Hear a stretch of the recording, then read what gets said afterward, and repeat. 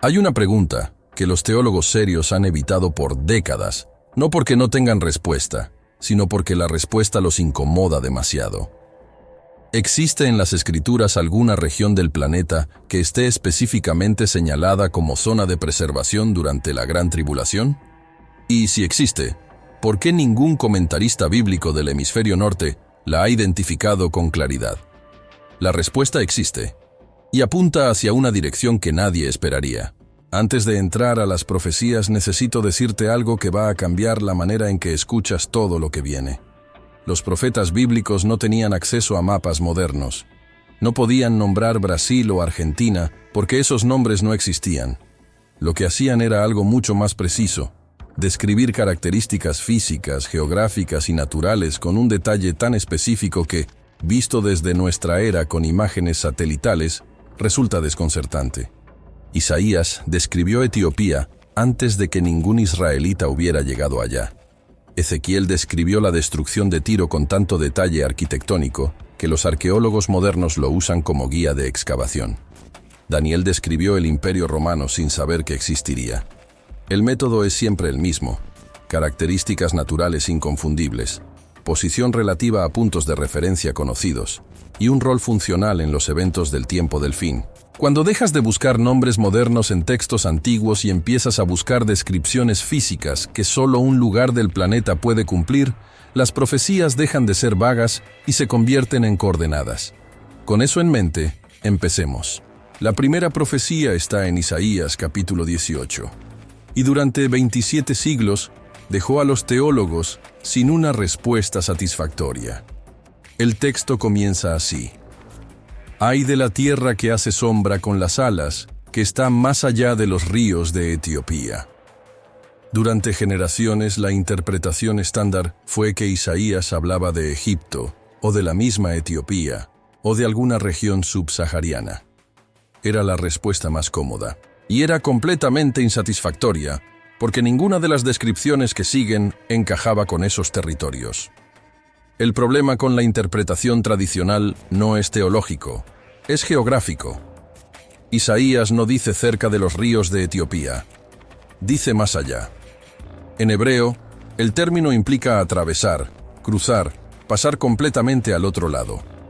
Cuando investigadores modernos equipados con cartografía satelital trazaron esa línea geográfica con rigor, algo extraordinario apareció.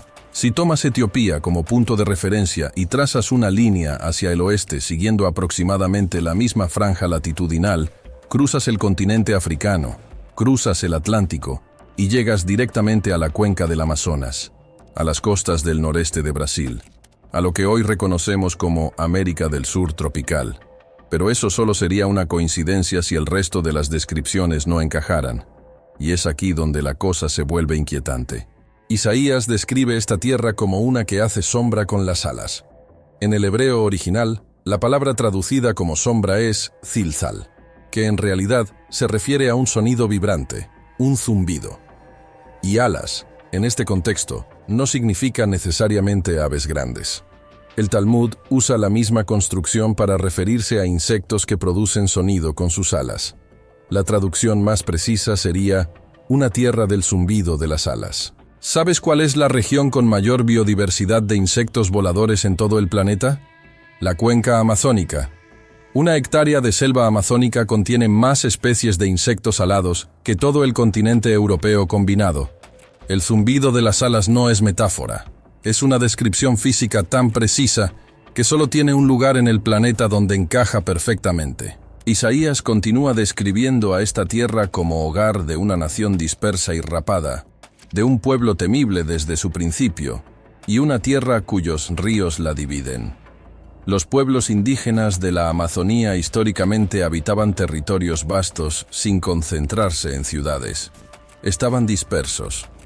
Muchas culturas precolombinas tenían rituales de rapado de cabeza, con significados ceremoniales profundos, algo que los cronistas españoles documentaron extensivamente. Y la tierra dividida por ríos es casi una descripción ridículamente obvia del Amazonas, el río más grande del planeta, con más de 1000 afluentes que literalmente subdividen ese territorio en patrones que desde el cielo parecen un árbol infinito. Pero el versículo 7 revela algo que va más allá de la geografía. Dice que en el tiempo señalado, desde esta tierra será traído un presente a Jehová de los ejércitos, al monte de Sión. ¿Qué presente podría traer esta región que sea estratégicamente invaluable en el contexto de la gran tribulación? Cuando lees el Apocalipsis y ves ríos que se secan, mares contaminados y sequías devastadoras, la respuesta se vuelve obvia. La región amazónica contiene el 20% de toda el agua dulce renovable del planeta, no el 20% de Sudamérica, el 20% del planeta entero. En un mundo donde el agua se convierte en el recurso más escaso de la historia humana, poseer esa proporción de agua dulce no es solo un dato estadístico. Es exactamente el tipo de ofrenda que alguien presentaría cuando todo lo demás ha colapsado. La segunda profecía está en Daniel capítulo 11, y es uno de los textos proféticos más precisos de toda la Biblia. Tan preciso que los críticos racionalistas del siglo XIX argumentaron que debía haber sido escrito después de los hechos que narra, porque ningún ser humano podría haber predicho con tanta exactitud lo que sucedería con los imperios post-Alejandro Magno. En los versículos finales del capítulo, Daniel entra en el territorio del tiempo del fin. El rey del norte invade, las naciones caen, el caos es total. Y en ese contexto aparece algo que durante siglos pareció un detalle menor, pero que ahora resuena de manera completamente diferente. Entrará a la tierra gloriosa, y muchas provincias caerán, mas éstas escaparán de su mano. Edom, Moab, y la mayoría de los hijos de Amón. Edom, Moab, Amón. En tiempos de Daniel eran territorios al este y sureste de Israel. Sin embargo, hay un principio interpretativo que los teólogos han aplicado consistentemente a las profecías de Daniel. Los nombres geográficos funcionan como símbolos de características, no como coordenadas GPS permanentes. Lo que esos tres territorios tenían en común no era el nombre, era su naturaleza. Eran regiones geográficamente protegidas, de difícil acceso para ejércitos invasores, alejadas de los centros de poder que el rey del norte codiciaba. El texto es claro: escaparán de su mano. En medio de un conflicto que alcanza proporciones globales, hay territorios específicos que quedan fuera del alcance del poder que arrasa todo lo demás. Ahora aplica ese patrón a la realidad moderna. En toda la historia de los últimos 500 años, ninguna potencia del hemisferio oriental ha logrado proyectar poder militar real y sostenido sobre América del Sur. No los imperios europeos en su apogeo, no las potencias del siglo XX, no China ni Rusia hoy. América del Sur tiene una característica que los estrategas militares conocen muy bien. Es el territorio más difícil del mundo para una invasión terrestre convencional. Al norte, el Darién, una de las selvas más impenetrables del planeta, que ni siquiera una carretera panamericana ha logrado atravesar en un siglo entero. Al oeste, el Océano Pacífico y la muralla natural de los Andes, con sus 7.000 kilómetros de extensión y picos de más de 6.000 metros. Al este y al sur, el Atlántico Sur, el mar menos traficado del planeta. Y en el interior, la Amazonía, no una selva cualquiera, sino el sistema ecológico más complejo de la historia de la Tierra, con ríos que cambian de curso, terrenos inundables que aparecen y desaparecen, y una densidad biológica que hace que cualquier movimiento de tropas a gran escala sea una pesadilla logística. Daniel describe regiones que escaparán de la mano del rey invasor. ¿Qué región del planeta cumple más cabalmente esa descripción desde un punto de vista puramente estratégico? No es retórica, es cartografía. La tercera profecía conecta dos textos que normalmente no se leen juntos: Apocalipsis capítulo 6 y Ezequiel capítulo 47. Y juntos, revelan algo que ninguno de los dos revela por separado. En el año 2024, el Banco Mundial publicó un informe que no recibió ni la 10ª parte de la cobertura mediática que merecía. Concluía que para el año 2030 la demanda global de agua dulce superará la oferta disponible en un 40%, no en zonas áridas específicas. Globalmente.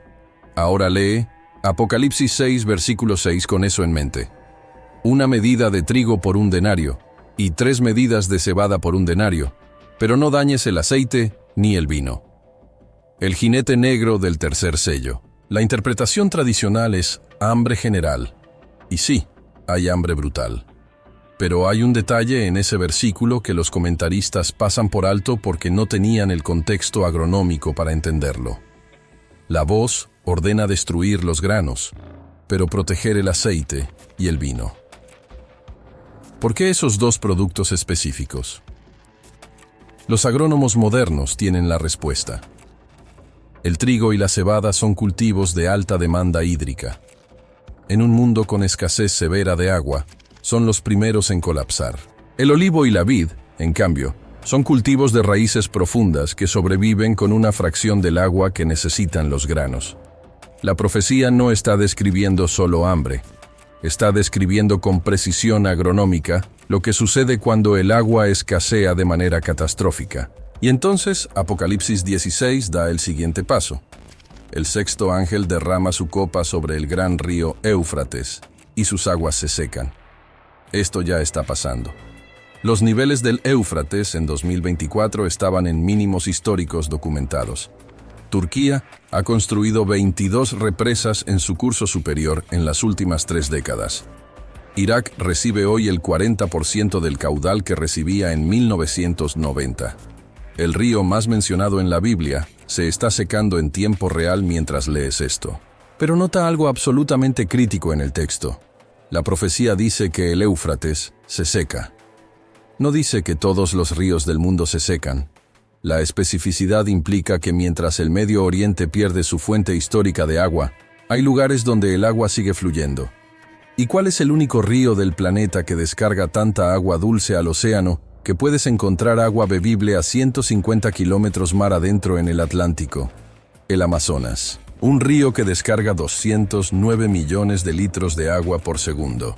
Un río cuyo caudal equivale a 5 veces el caudal combinado de todos los demás ríos de América del Sur juntos. Aquí es donde entra Ezequiel 47. El profeta tiene una visión de agua que fluye desde el templo. Al principio es un hilo. Luego llega a los tobillos, luego a las rodillas, luego a la cintura, y finalmente se convierte en un río que no puede cruzarse. El texto dice: todo lo que viva y se mueva donde quiera que entren estos ríos, vivirá. Habrá peces en grandísima abundancia, porque estas aguas entraron allá. La visión describe algo que en el contexto de la tribulación equivale a lo más extraordinario imaginable. Habrá en el mundo, mientras todo se seca, regiones donde el agua no solo persiste, sino que sostiene vida abundante. Y hay un dato geopolítico que confirma que las potencias mundiales ya lo saben. El acuífero Guaraní, uno de los sistemas de agua subterránea más grandes del planeta, se extiende bajo Argentina, Brasil, Paraguay y Uruguay. En 2016, Estados Unidos estableció una base militar en Mariscal Estigarribia, Paraguay, a 180 kilómetros del centro de ese acuífero. La base tiene capacidad para alojar a 16.000 soldados en un país de 3 millones de habitantes, sin ninguna amenaza regional que justifique semejante presencia. China, por su parte, ha adquirido más de 7 millones de hectáreas de tierra en América del Sur en los últimos 15 años, concentradas específicamente sobre sistemas hídricos estratégicos. Las potencias mundiales no están haciendo relaciones públicas en América Latina. Están posicionando sus fichas para lo que las profecías ya describen. La cuarta profecía está en Apocalipsis capítulo 12. Y aquí el texto no solo habla de supervivencia. Habla de un lugar específico, preparado de antemano, con características físicas que hacen posible la permanencia de un remanente durante toda la tribulación. La mujer del capítulo 12 huye al desierto. El versículo 14 dice: se le dieron a la mujer las 2 alas de la gran águila para que volase de delante de la serpiente al desierto, a su lugar, donde es sustentada por un tiempo, y tiempos, y la mitad de un tiempo. 3 años y medio. La duración exacta de la gran tribulación. Y en ese lugar es sustentada. No sobrevive a duras penas. Es provista. La palabra griega traducida como desierto es eremos. No significa un desierto árido con arena. Significa un lugar solitario, salvaje, fuera del alcance de la civilización. Piénsalo a través del lente del sistema que Apocalipsis 13 describe para esa misma época. Una marca sin la cual nadie puede comprar ni vender. Para implementar ese sistema necesitas infraestructura. Necesitas conectividad universal, identificación biométrica de toda la población, integración total de cada individuo a una red financiera controlada desde el centro. ¿En qué región del planeta eso es logísticamente imposible a gran escala? En la Amazonía, en los valles interandinos, en la Patagonia remota, en las comunidades del Chaco, donde más de 150 millones de personas todavía operan total o parcialmente en economías informales de intercambio directo, donde la conectividad digital simplemente no llega, lo que durante décadas fue señalado como un fracaso del desarrollo latinoamericano, podría ser exactamente la característica que hace de estas regiones el lugar preparado de Apocalipsis 12. Un lugar donde el sistema de la bestia no puede alcanzar a todos, porque ya es una fantasía logística hoy, antes de que la tribulación comience. Y el texto especifica que ese lugar no solo es un refugio, es un lugar donde se es sustentado. La selva amazónica tiene más de 40.000 especies de plantas documentadas, la mayoría comestibles o medicinales. Los Andes tienen sistemas de terrazas agrícolas precolombinas que todavía funcionan, con fuentes de agua glacial que alimentan ríos sin importar lo que ocurra en el resto del mundo. Una comunidad humana en esos territorios no necesita cadenas de suministro globales para sobrevivir. El ecosistema mismo es la cadena de suministro. Lo que siempre se vio como atraso tiene un nombre diferente cuando lo lees a través del lente profético. Preparación. La quinta profecía hace algo que ninguna de las 4 anteriores hace. Le asigna a esta región un rol activo, no solo pasivo. No solo escapar, no solo sobrevivir, sino contribuir a la restauración de lo que el juicio devaste. Zacarías 8 versículo 7 dice: «He aquí, yo salvo a mi pueblo de la tierra del oriente y de la tierra donde se pone el sol». Oriente y Occidente. Israel históricamente fue restaurado desde el oriente, desde Babilonia, cuando Ciro el Grande decretó el retorno.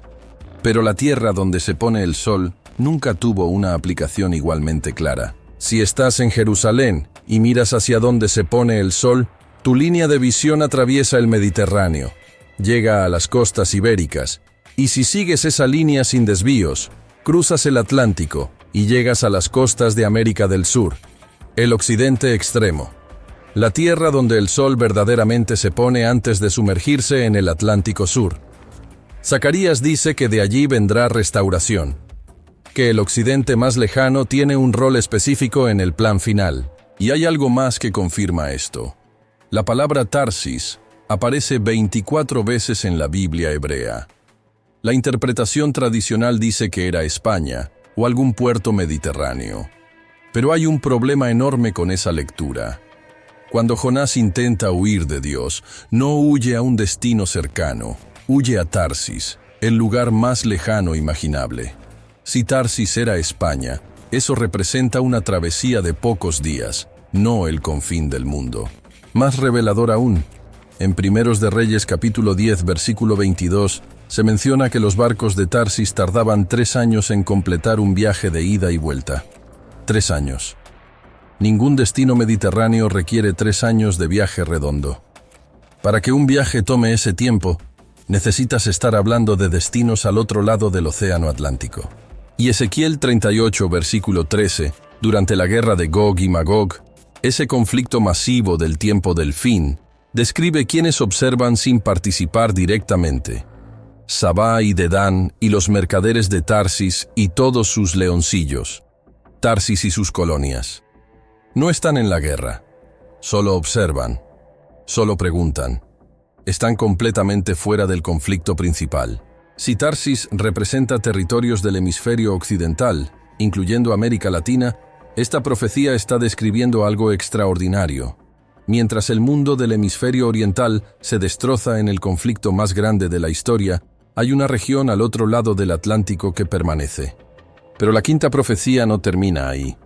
Termina en misión. Malaquías 1 versículo 11 dice: «Porque desde donde el sol nace hasta donde se pone, es grande mi nombre entre las naciones, y en todo lugar se ofrece a mi nombre incienso y ofrenda limpia». Una adoración genuina que se extenderá de oriente a occidente.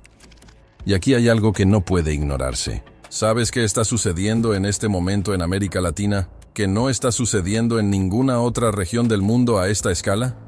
El crecimiento del cristianismo genuino, no el institucional, no el cultural, sino la fe real basada en el estudio directo de las Escrituras y la experiencia espiritual auténtica, está creciendo en América Latina a tasas sin precedente en la historia moderna de ningún continente. Las iglesias caseras se multiplican exponencialmente en Brasil, en Colombia, en México, en Argentina.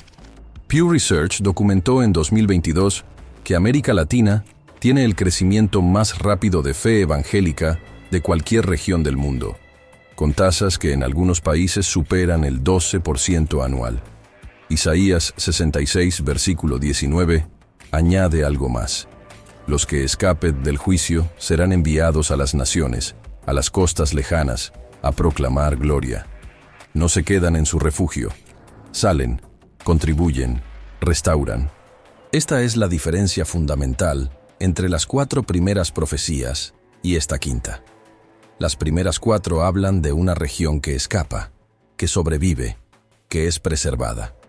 La quinta habla de una región que después de sobrevivir, se convierte en fuente de restauración para todo lo que quedó devastado.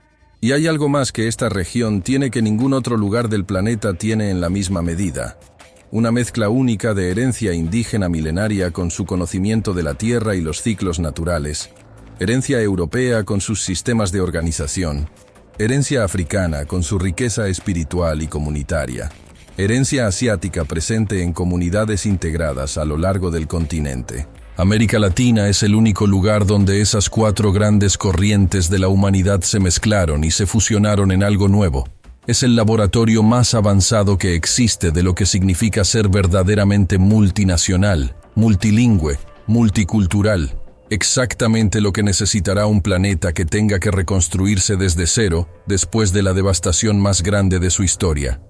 5 profecías, 5 escritores distintos, 5 siglos diferentes, un solo punto de convergencia. No estamos hablando de geografía casual. Estamos hablando de agua cuando el mundo se seca, de protección geográfica cuando el mundo es invadido, de tierra fértil cuando el mundo tiene hambre, de comunidades fuera del alcance del control digital cuando ese control sea total, de un despertar espiritual cuando el mundo se apague. 5 condiciones, 5 profecías. Una región. Las profecías de la Biblia nunca fueron diseñadas para generar miedo. En toda la Escritura, cada vez que Dios reveló lo que venía, fue para que su pueblo se preparara. A Noé antes del diluvio, a José antes de la hambruna, a Lot antes de la destrucción. La revelación profética es siempre una invitación a la acción. Y la pregunta que queda después de todo esto no es si las profecías son verdaderas. La pregunta es ¿qué haces tú con la información que acabas de recibir? ¿Estás en un lugar geográficamente vulnerable, completamente dependiente de sistemas digitales y cadenas de suministro largas? ¿Tienes comunidad real, personas de confianza con quienes puedas sostenerte mutuamente? ¿Estás desarrollando ahora mismo la capacidad espiritual de discernir cuando todo el mundo esté siguiendo al engaño? Los que sobrevivieron a las grandes crisis de la historia siempre tenían algo en común. Vieron las señales antes de que fuera demasiado tarde y tomaron decisiones que los demás consideraron exageradas, hasta que dejaron de serlo. Latinoamérica puede ser el arca de esta generación, pero el arca no te sirve de nada si no estás dentro de ella cuando llegue el diluvio.